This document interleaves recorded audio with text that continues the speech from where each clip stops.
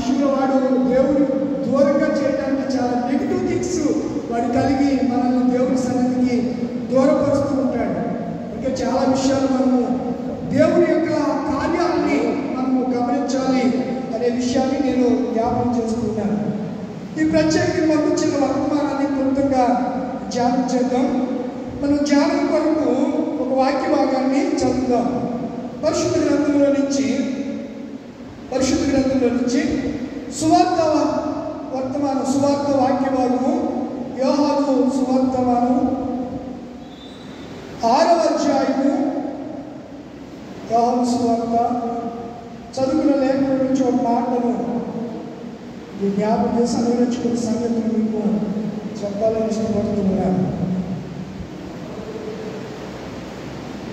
69వ వచనం,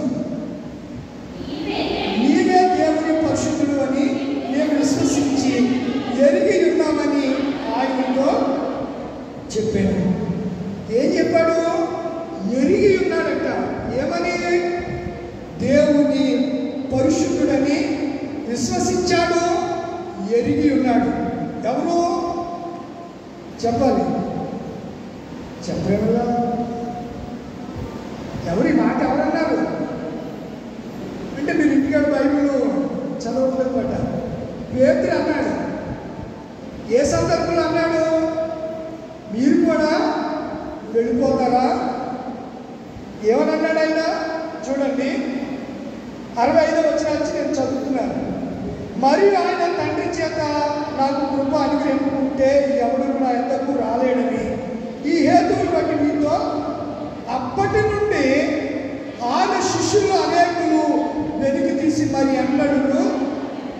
ఆ సందర్భంలో కాబట్టి యేసు మీరు కూడా వెళ్ళిపోవాలని ఉన్నారా అని 12 మందిని అడిగాడు. ఏమని అడిగాడు ఆయన? చాలా మందికి విషయాలు అర్థం కాక దేవుని సన్నిధికి దూరం అయిపోతూ ఉంటారు. దేవుని సన్నిధిలో కూర్చోలేక, దేవుని సన్నిధిలో చెప్పబడే మాటలు గ్రహించలేక చాలా మంది ఇవి కఠినమైన మాటలు, ఇవి గ్రహించలేకపోతున్నాం, ఇవి మాకు అర్థం కావట్లేదు అని చాలా మంది అంట ఏం చేస్తున్నారు? దేవుని సన్నిధికి దూరం అవుతున్నారు. అలాగే యేసుక్రీస్తు కాలంలో కూడా ఆయన సువార్త బోధిస్తూ ఉండగా అనేకులు వెనుక తీసి మరి ఎన్నడూ ఆయనను వెంబడించలేదు. ఒకప్పుడు వెంబడించిన వారే, కానీ యేసు మాటలను బట్టి ఏం చేయలేదట? వెంబడించలేదు. ఎందుకు వెంబడించలేదు? యేసు ఎవరో వారికి అర్థం కాలేదు. యేసు ఎవరో వారు ఎరిగిలేరు. యేసు ఎవరో వారికి తెలియలేదు. కనుకనే ఆయన అంటున్నాడు కదా, వాడంటే ఎరగలేదు, వారికంటే తెలియలేదు, మీ 12 మంది మీరైనా అని చెప్పి ఆయన అడుగుతున్నాడు. కాబట్టి యేసు శిష్యులారా 12 మందిని మీరు కూడా వెళ్ళిపోవాలని ఉన్నారని 12 మందిని అడిగాడు. ఏమని అడిగాడు? వెళ్ళిపోతారా? చాలా మంది అనుకుంటారు, ఎప్పుడు ముగించేస్తారా? వెళ్ళిపోదాం. ఎప్పుడు వెళ్ళిపోదాం? రావటం ఆలస్యం వస్తాం. మొన్న ఎక్కడో విన్నాను, 11:30కి కూడా 12కి కూడా దేవుని సన్నిధికి రాలేదు. పాస్టర్ గారితో అంటున్నారు, వెంటనే ముగించే భోజనానికి లేదంటే 12కి కూడా కోటు ఏర్పాటు చేసుకోలేదు. ముగించేయంటే ఎందుకు కోటు ఎందుకు? చాలా మందికి దేవుణ్ణి ఎరగరు, ఎరిగినట్లుగా ఉంటారంటే, ఎరిగినట్లుగా ప్రార్థన చేస్తారు, ఎరిగినట్లుగా పాటలు పాడతారు, ఎరిగినట్లుగా దేవుని స్తుతిస్తూ ఉంటారు. కానీ అవసరం వచ్చినప్పుడు, నిలబడవలసి వచ్చినప్పుడు దేవుని విడిచిపెట్టి పారిపోతూ ఉంటారు. దేవుని ఎరగనట్టుగా ఉంటారు. వారు భూమి మీద ఉండగానే వారి క్రియలు దేవుని ఎరగనట్టుగానే ఉంటాయి. కానీ వారి మాటల్లో మేము దేవుని ఎరిగిన వారమండి, మేము దేవుని నమ్ముకున్న వారమండి, మేము దేవుని విశ్వసించిన వారమండి, మేము క్రైస్తవులమండి. ఏమండి? మేము క్రైస్తవులమండి, మేము క్రీస్తు వారమండి అని చెప్తూ ఉంటారు. క్రీస్తు వారసులైతే, క్రీస్తు పిల్లలైతే, క్రీస్తు యందు మనము నిరీక్షించి విశ్వసించి ఎరిగి ఉంటే ఎన్ని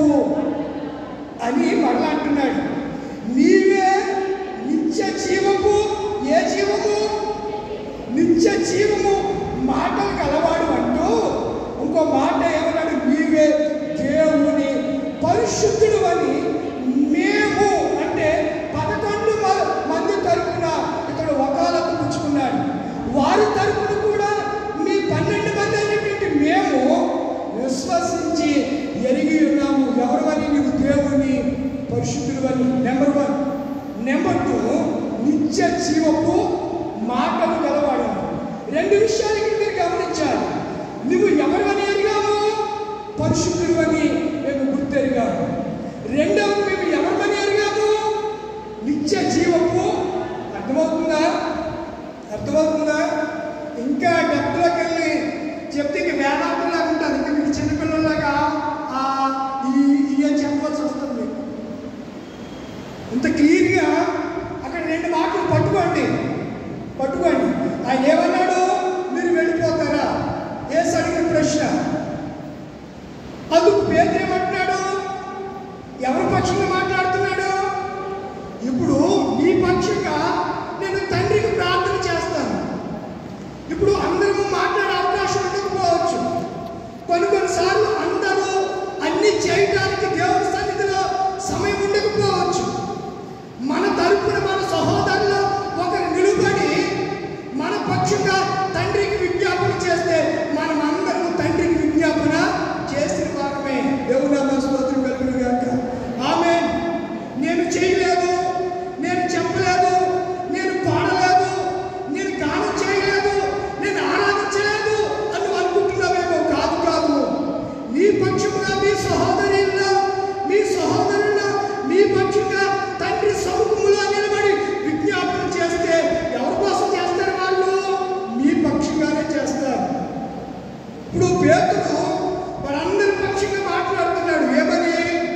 నీవు నిత్య జీవపు మాటలు గలవాడవు. రెండవది, దేవుని పరిశుద్ధుడు. మూడవది, విశ్వసించాము. నాలుగవది, ఎరిగి ఉన్నాము. ఎరిగి ఉన్నానయ్యా, నీకేది అసాధ్యము కాదని తెలుసుకున్నానయ్యా, నీవెప్పుడు మేలు చేస్తావని. మాట ఇచ్చి నెరవేర్చుతావని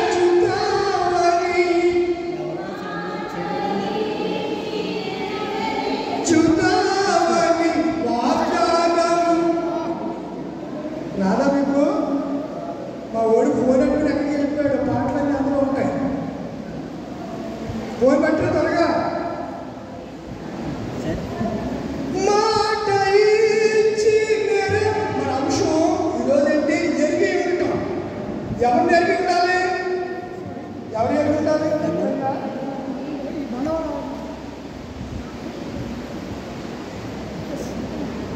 ఎరిగి ఉన్నానయ్యా, నీ పట్ల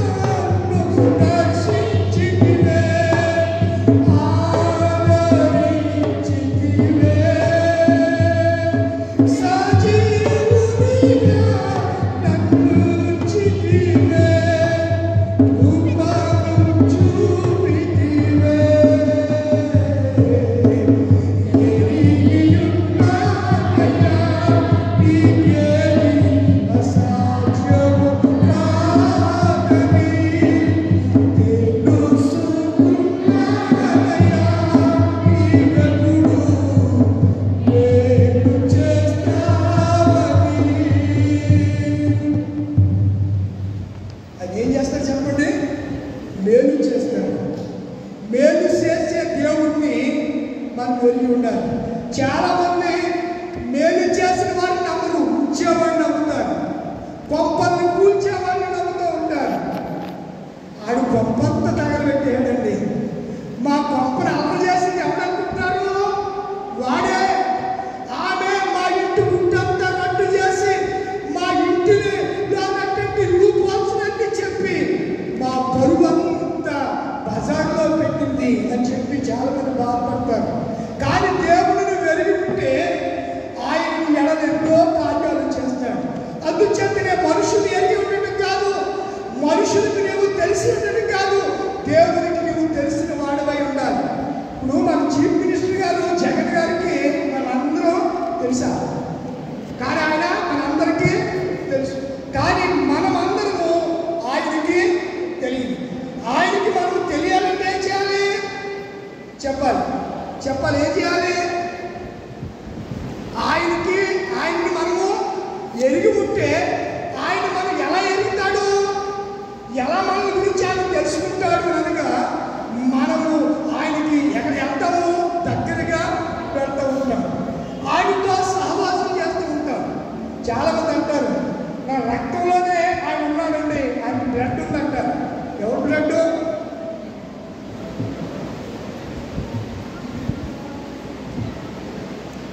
జగన్ బ్లడ్ ఉందా? జగన్ బ్లడ్ ఉందా? మీ నాన్న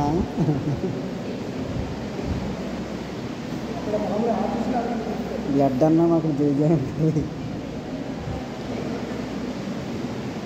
అయితే మీ నాన్న పేరు జగనా? యాక్చువల్గా మీరే వెళ్ళాలి. ఇంటి సమస్యలతో ఆదివారం మళ్ళీ మీకు అప్పుడప్పుడు ఎవరిని సిద్ధపరచాలో అర్థం కాలేదు నాకు. నెలలో 2 ఆదివారం వచ్చిన దగ్గర మళ్ళా నా పనులు బట్టి వెళ్ళాను అని మీరు అనుకోండి. కొన్ని విషయాల్లో కొన్ని అపార్థాలు జరుగుతూ ఉంటాయి, తప్పదు. చాలా ప్రాముఖ్యమైనటువంటి విషయాల కంటే మాట్లాడవలసింది అయితే మీరు క్షమించాలి, నన్ను బాగా అర్థం చేసుకోవాలని నేను మనస్ఫూర్తిగా మేము కోరుతున్నాను. కనుక దేవుడిని మనము ఏం చేయాలి? ఎరిగి ఉండాలి. ఏమి ఎరగాలి? ఎరిగిన వారు ఏమి చేస్తారో ఒకసారి 98వ కీర్తనలో చూద్దాం. 98వ కీర్తన ఈరోజు చదువుకునేటువంటి కీర్తన 98వ కీర్తన. దానియేలు గారు చదివారు కదా. ఏం చేశాడంటే ఆయన యెహోవా ఆశ్చర్య కార్యములు చేశాడు. ఆయన గురించి న్యూ సాంగ్ పాడండి. ఏం పాట పాడాలి అంటే ఇంగ్లీష్ ఏమంటా? న్యూ సాంగ్, కొత్త కీర్తన పాడాలి. చాలాసార్లు నేను కూడా అన్నాను, ఏమండి పాత పాటలు ఏంటంటే అబ్బే లేదంటే పాత పాట పాడొద్దని ఎవరంటారు? సందర్భాలు సహితంగా ఏ పాటలు పాడాలంట? బైబిల్ ఉందండి, నేను చెప్పట్లేదు. ఏ కీర్తనలు? కొత్త కీర్తన, న్యూ సాంగ్స్ పాడాలి. అంతేగాని ఎప్పుడు పాడంటే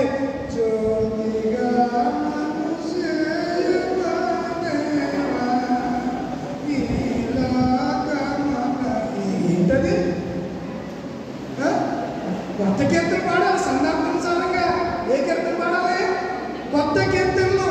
ఇక్కడ అంటాడు కదా, యెహోవా ఏ కార్యాలు చేశాడు? ఎన్నో ఆశ్చర్య కార్యాలు చేస్తున్నాడు. నీ జీవితంలో, నీ కుటుంబంలో, సంఘములో ఆయన ఆశ్చర్య కార్యాలు చేస్తూ ఉంటే ఆయన గురించి నువ్వు ఎరిగిన దానివైతే కొత్త కీర్తన పాడుతున్నావా? నిత్య జీవం కలిగిన వాడని ఎరిగిన నీవు, జీవపు మాటలు కలిగిన వాడని ఎరిగినటువంటి నీవు, ఓ సంఘమా ఆయన గురించి న్యూ సాంగ్స్ పాడే సంఘముగా మనం ఉన్నామా? ఆత్మతో పాడేవారిగా మనం ఉన్నామా? దేవునికి కొత్త కీర్తనలు పాడాలంటున్నాడు భక్తుడైన దావీదు. గీతము ఏంటండి? పైన ఏముంది అక్కడ? చెప్పాలి. ఎవరుంది? గీతం. గీతము అనే మాటను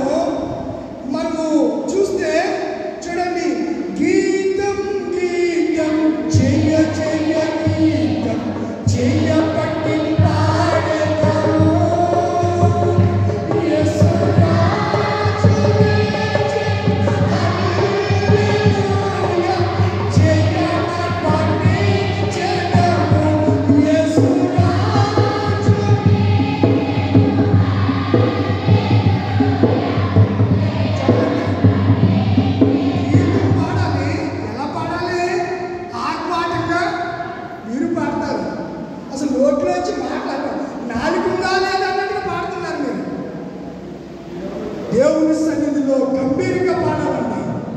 ఎలా పాడాలి? మనం గంభీరంగా పాడాలి. దేవుడు అంటున్నాడు, బిగ్గరగా, గంభీరముగా, మాధుర్యముగా, రమ్యముగా దేవుని సన్నిధిలో ఏ కీర్తన పాడాలి? కొత్త కీర్తన పాడాలి. ఎందుకు పాడాలి? ఆశ్చర్య కార్యములు. ఎందుకు ఆశ్చర్య కార్యం చేశాడు? మనము ఆయనను ఎరిగాం, విశ్వసించాం. చాలా మంది అంటాం, ఏమండి దేవుడు మా కుటుంబంలో ఏ కార్యాలు చేయలేదండి. అయితే నువ్వు విశ్వసించు. నువ్వు సరిగా విశ్వసించట్లేదు. అబ్రహాము విశ్వసించాడు. మృతుల్యమైన శరీరమైనప్పటికీ ఇస్సాకునే వాగ్దాన పుత్రుడిని పొందుకోగలిగాడు. దేని ద్వారా? విశ్వసించి ఎరిగి ఉండుట ద్వారా. విశ్వసించిన వారి జీవితాల్లో దేవుడు గొప్ప ఆశ్చర్య కార్యాలు చేస్తాడు. అప్పుడు మనం ఏం చేయాలి? కొత్త కీర్తనలు పాడాలి. రెండవది, ఈ యెహోవా అనే మాట 7 పర్యాయాలు ఆ 98వ కీర్తనలో రాయబడ్డాయి. ఒక్కొక్కరు నోట్ చేసుకోండి. ఎరిగి మనము ఏం చేయాలి చెప్పండి? కొత్త కీర్తన పాడాలి. ఎరిగి ఉన్న వారి జీవితాల్లో దేవుడు ఏం చేస్తాడు? ఆశ్చర్య కార్యములు చేస్తారదా లేదా? ఏమండి దేవుడు నాకు ఏమి చేయలేదన్న వాళ్ళు ఒకసారి చేయొద్దండి. ఏ మేలు చేయలేదండి ఇప్పటి వరకు నా కుటుంబంలో కానీ నా జీవితంలో కానీ అన్నవాళ్ళు ఎవరైనా ఉంటారా? ఎవరు ఉండరు. దేవుడు ఏదో రూపేణ ఏదో సమయంలో దేవుడు మన జీవితాలు ఏం చేస్తున్నాడు? ఆయన మేలు చేస్తున్నాడు. ఈ దినం వరకు నువ్వు సజీవంగా ఉన్నావంటే దేవుడు మాయలో కాదా? ఒకసారి మనము ఆలోచించాలి. ఇక్కడ ఇంకా మాట్లాడుతూ అక్కడ యెహోవా అనే పదము అక్కడ 7 పర్యాయాలను చూస్తూ ఉంటాం. మొదటి వచనం, యెహోవా ఆశ్చర్య కార్యాలు చేశాడు. రెండవది వచనం నోట్ చేసుకోండి, అండర్లైన్ చేసుకోండి. యెహోవా తన రక్షణను. రెండో కార్యం ఏంటి చెప్పండి? ఎరిగిన వారి జీవితాల్లో దేవుడు చేసే రెండో కార్యం ఏంటి చెప్పండి? రక్షణ, సాల్వేషన్, సేవియర్. ఆయన రక్షకుడు, సాల్వేషన్. ఆయన నిన్ను రక్షించువాడు. ఎందులోంచి రక్షించాడు? పాపములోంచి రక్షించాడు, శాపములోంచి రక్షించాడు, నిరాశ నిస్పృహ నుంచి నిన్ను లేవనెత్తాడు. ఎన్నో అద్భుత కార్యాలు ఆయన చేస్తూ ఉన్నాడు, రక్షిస్తున్నాడు. చాలాసార్లు అపాయాల నుంచి, ప్రమాదాల నుంచి దేవుడే నన్ను రక్షించాడండి. లేకపోటికి నేను సమాధిలో ఉండవలసిన వాడు. దేవుడు రక్షించాడు, దేవుడు నన్ను కాపాడాడు అని మనం అంటామే. ఆయన రెండవది, యెహోవా ఆయన కార్యాలు చేస్తాడు. ఆయన యెహోవా తన రక్షణను వెల్లడిపరిచాడంట. మూడవది చూడండి, అక్కడ భూదిగంత నివాసులందరూ మన దేవుడు కలుగు చేసిన సాల్వేషన్ను చూచారు. పేతురు అంటాడు, అయ్యా నిన్ను అద్భుతాలు చేస్తున్నావు, ఇంటి చక్కని మాటలు చెప్తున్నావు, నిన్ను మేము ఎరిగి ఉన్నాము, మేము ఎక్కడికి వెళ్తాం? చాలాసార్లు మనం సంఘాన్ని విడిచి సంఘాన్ని ఎరిగి కూడా ఎరగనట్లుగా ఉంటాం. మన విశ్వాసం మన సంఘంలో వారు ఎక్కడన్నా కలుసుకున్నప్పుడు ఏం చెప్పుకోవాలి? ఒకరినొకరు శుభాలు తెలియజేస్తుంది. Praise lord brother, praise lord sister, బాగున్నారా? కుటుంబం బాగుందా? పిల్లలు బాగున్నారా? అంటే అట్నుంచి సమాధానం ఏమొస్తుంది? దేవుడి కృప వల్ల మేము బాగానే ఉన్నామండి, దేవుడి కృప వల్ల మీరు ఎలా? ఇదండి దేవుడిని ఎరిగిన వారి యొక్క సంభాషణ ఉండాలి. అంతే తప్ప ఏవో వ్యర్థమైన మాటలు, ఎప్పుడెప్పుడో అనుకున్నటువంటి మాటలన్నీ జ్ఞాపకం చేసుకుని హృదయాన్ని వ్యక్తం చేసుకోవటం కాదు. ప్రభువునందు క్రొత్త కీర్తనలు పాడాలి. నాలుగవ చూడండి, నాలుగవ సర్వభూజనులారా యెహోవాను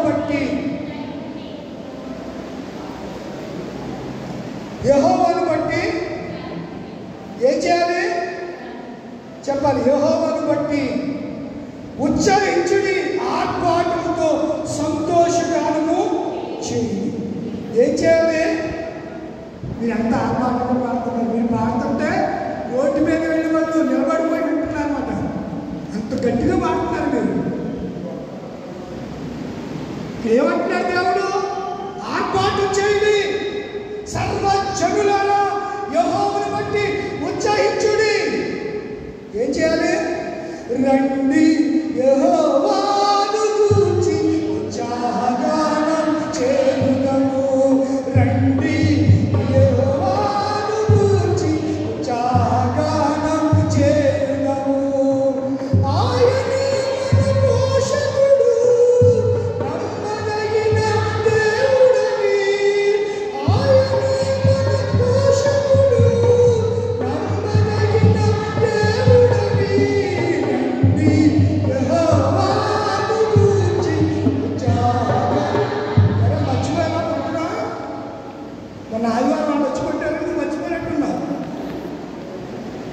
మర్చిపోయావు. చూడగా ఏదో అయ్యిందంట. అలా ఉంది. సరే చూడండి, ముగింపులోకి వచ్చేసారు. సర్వ భూజనులారా యెహోవాను బట్టి ఏం చేయాలి? ఉత్సాహించుడి, ఉత్సాహాలు చేయాలి, ఆర్భాటం చేయాలి, జయ కీర్తన పాడాలి, జయధ్వనులు ఆర్భటించాలి, ఆర్భాటముతో సంతోషగానము చేయుడి. కీర్తనలు ఎంత ఔన్నత్యాన్ని దేవుడు కనిపించారు. కీర్తనలతోనూ సంగీతములతోనూ చప్పట్లతోనూ మీరు పాడతారు కదా, దేవుడు స్తుతించుడి.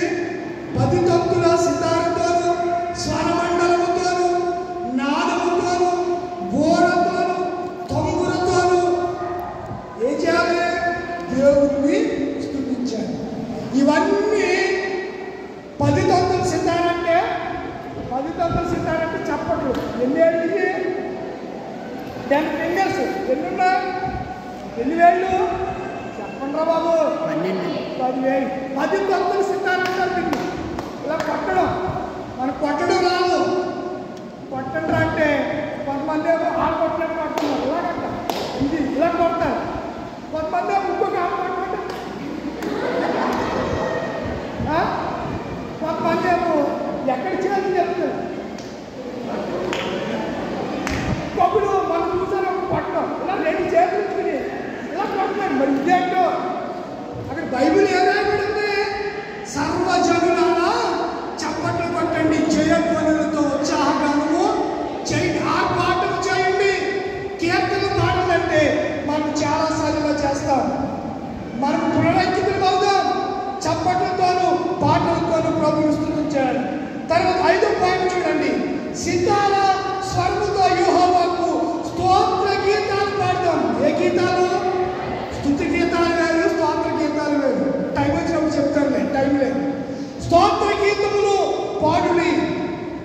సితారా తీసుకుని సంగీత స్వరముతో గానం చేయడం. ఆయన పాడాడు, సంగీత నాదముతో స్తోత్ర గీతముతో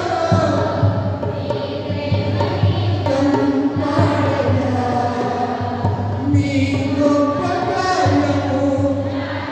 చాలు చాలు. సంగీత నాదముతో స్తోత్ర గీతాలతో ఆయన నామాన్ని స్తుతించారు.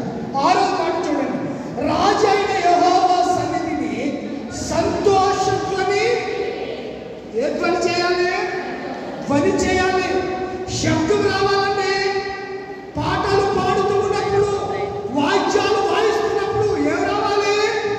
శబ్దం రావాలి, ధ్వని రావాలి. ఎరుకో చుట్టూ వారు ప్రదక్షిణ చేస్తూ ఉంటే, బోరలు ఊదుతూ ఉంటే ఏం కలిగిందంట?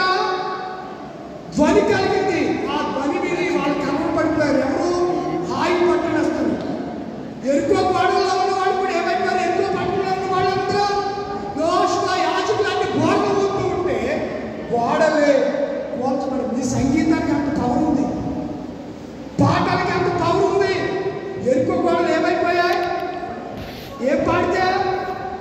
పాటలు పాడితే, స్వరనాదం చేస్తే, సంగీతంతో ఆర్భాటముగా కీర్తనలు పాడితే ఇన్ని గొప్ప కార్యాలు దేవుడు చేశాడు.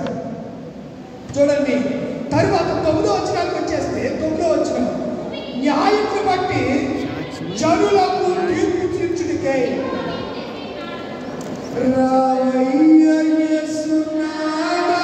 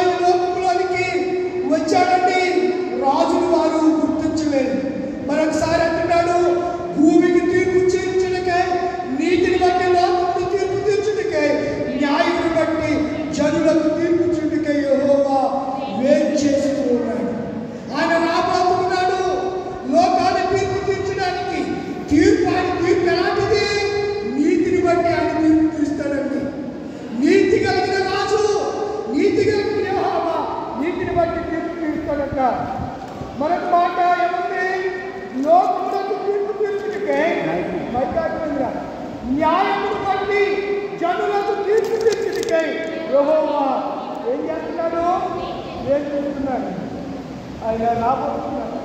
లోకానికి తీర్పు తీర్చడానికి ఆయన రాబోతున్నాడు. కనుక మనము ఆయనను ఏమై ఉండాలి? ఎరిగి ఉండాలి.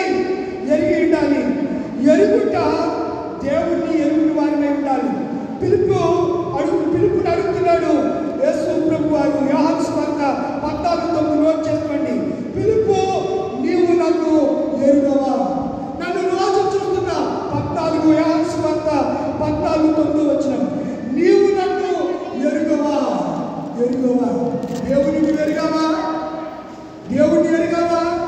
ఎరిగేవారుగా మనం ఉండాలి. రెండవది, తమ దేవుని ఎరిగివారు బలము కలిగి ఏ కార్యాలు చేస్తారు? గొప్ప కార్యాలు చేస్తారు. దానియేలు గ్రంథము 11:32 వచనాన్ని అండర్లైన్ చేసుకోండి, నోట్ చేసుకోండి. దేవుని ఎరిగివారు గొప్ప కార్యాలు చేస్తారు. దేవుని ఎరిగివారు పాపము చేయరు. పాపము చేయవాడు ఎవరును ఆయన ఎరగలేదు. యోహాను సువార్త, యోహాను రాసిన మొదటి పత్రిక 3వ అధ్యాయం 6వ వచనంలో ఇలా దేవుని ఎరిగివారు గొప్ప కార్యాలు చేస్తారు. దేవుని ఎరిగివారు పాపానికి దూరంగా ఉంటారు. ఇంకా నువ్వు పాపంలో పందిలా పనిలాడుతూ ఉంటే నువ్వు దేవుని ఎరిగినవాడు కాదు. అందుకనే ఆయన అంటాడు కదా, ఏమంటాడు చూడండి ఒకసారి. తిమోతికి రాసిన పత్రిక 2 ముగిస్తున్నాను. తిమోతికి రాసిన 2వ పత్రిక 8వ వచనం నుంచి మనము చదువుకున్నాం కదా. నా సువార్త ప్రకారము దావీదు సంతానంలో పుట్టి మృతుల్లో నుండి లేచిన యేసుక్రీస్తును రిమెంబర్ చేసుకోనండి, జ్ఞాపకం చేసుకోండి. యేసుక్రీస్తును ఎరిగి ఉండాలి. ఆయన ఒకవేళ నువ్వు అనుకున్నట్లుగా దావీదు గోత్రంలో పుట్టినవాడు కదా అని అనుకుంటున్నావేమో, మానవ మాత్రుడు అనుకుంటున్నావేమో. కాదు, నువ్వు ఎరగాలి. ఆయన దావీదు వంశంలో పుట్టిన దేవుడని నువ్వు గుర్తెరగాలి.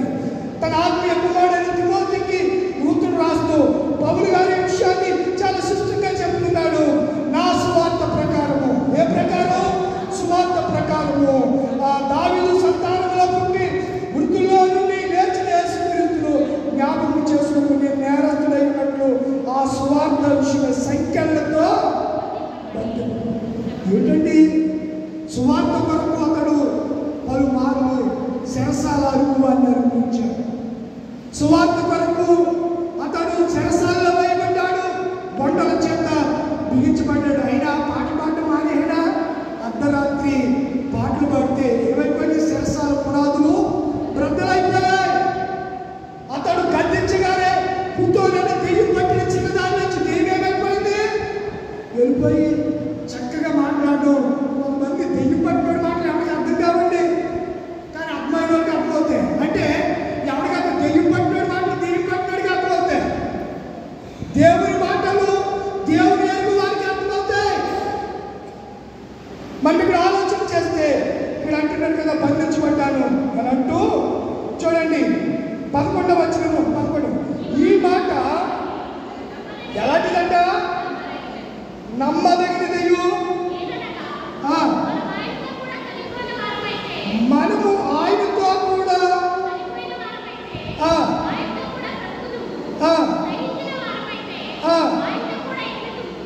సహించిన వారమైతే ఆయనతో కూడా ఆయన అంశంలో వచ్చేసాను, ముగింపులో వచ్చేసాను. ఆయనను ఎరుగమంటే ఏం చేస్తారంట? ఆయన నమ్మకమైన దేవుడమైన నీవే చాలు యేసయ్యా. నేనేమైనా ఏ స్థితిలో ఉన్నా, నేనేమైనా ఏ స్థితిలో ఉన్నా, ఇంకేమి కోరుకోనయ్యా, ఇంకే కోరుకోనయ్యా. నమ్మకమైన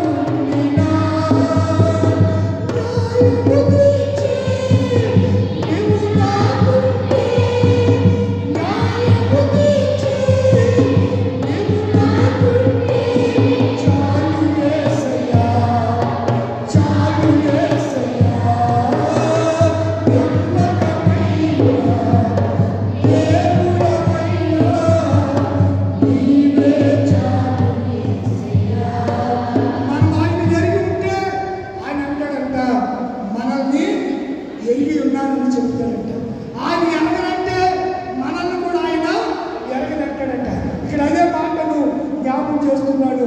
ఏమంటున్నాడు చూడండి, ఆయనతో కూడా ఎరగము, ఆయనని ఎరగమంటే మనలను ఆయన ఎరగనను, మనము నమ్మదగిన వారమైనాము, ఆయన నమ్మదగిన వాడుగా ఉంటుంది. చాలా మంది నమ్మకంగా ఉండాలండి. భార్య భర్తకు నమ్మకంగా ఉండాలి, భర్త భార్యకు నమ్మకంగా ఉండాలి. నమ్మకం లేకపోతే కుటుంబాలు ఏమైపోతాయి చెప్పండి? విచ్ఛిన్నమైపోతూ ఉంటాయి, కలహాలకు కారణంగా ఉంటాయి. అవి శాంతి సమాధానకరమైనటువంటి కుటుంబాలుగా ఉండవు. సమాధానం ఉండదు, పిల్లల్లో భార్య భర్తలో సమాధానం ఉండదు. గొడవలతో జీవాత్మ ఏమైపోతుంది? క్షీణించిపోతుంది. జీవాత్మ క్షీణించిపోతుంది. అటువంటి ఆత్మకు దేవుని మాటలు అవసరం. అందుకే ఆత్మయ జీవింపజేయను, శరీరం కేవలము నిష్ప్రయోజనం. ఇక్కడ పౌలు గారు తన కుమారుడికి అయ్యే మాటలు మాట్లాడుతూ ఏమంటాడంటే చూడండి, ఏమంటున్నాడు? 15వ వచనం, దేవుడి ఎదుట యోగ్యునిగాను సిగ్గుపడనక్కర్లేని పనివాడుగాను సత్యవాక్యమును సరిగా ఉపదేశించువాడుగాను నిన్ను నీవే దేవుడికి. దేవుడి వాక్యాన్ని, సత్యవాక్యాన్ని సరిగా ఉపదేశించాలి. ఎలా ఉపదేశించాలో 16వ వచనం 3:16లో చెప్తున్నాడు.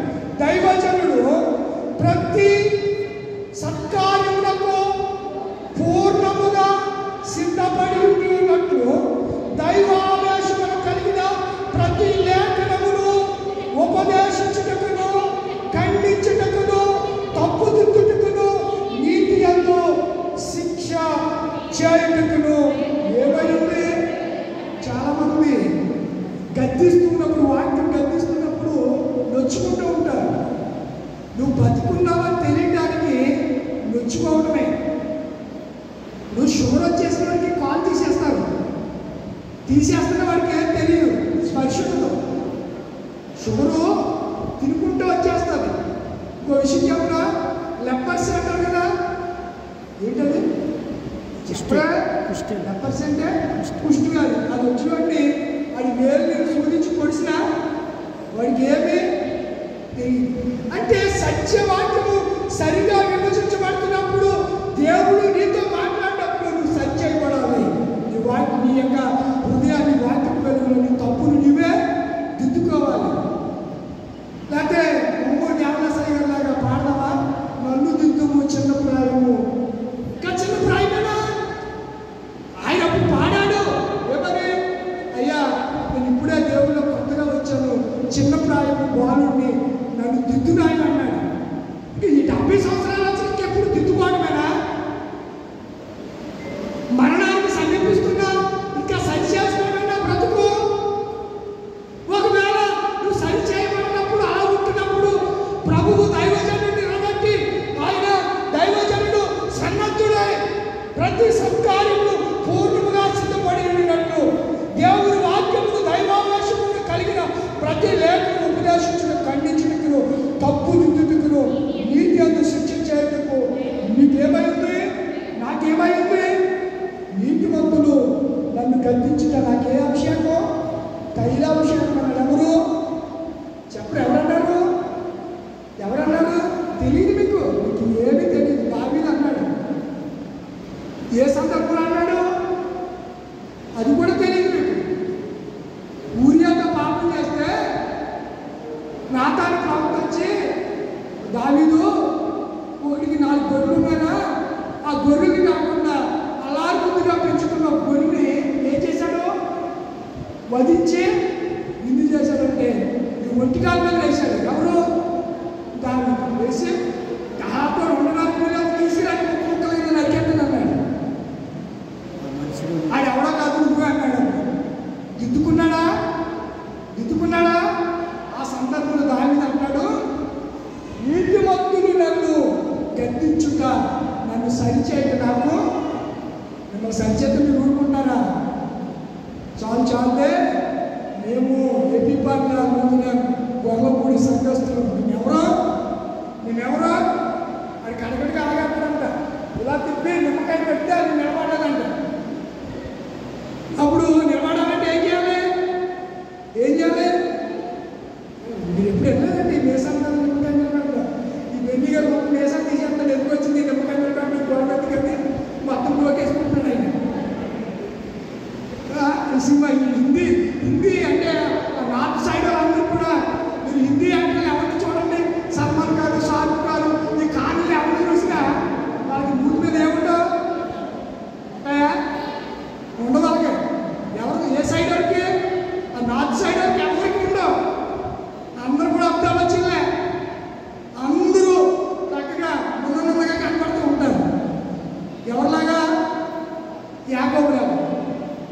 యాకోబుకి వెంట్రుకలు లేవు, యాషావుకి ఏమున్నాయి?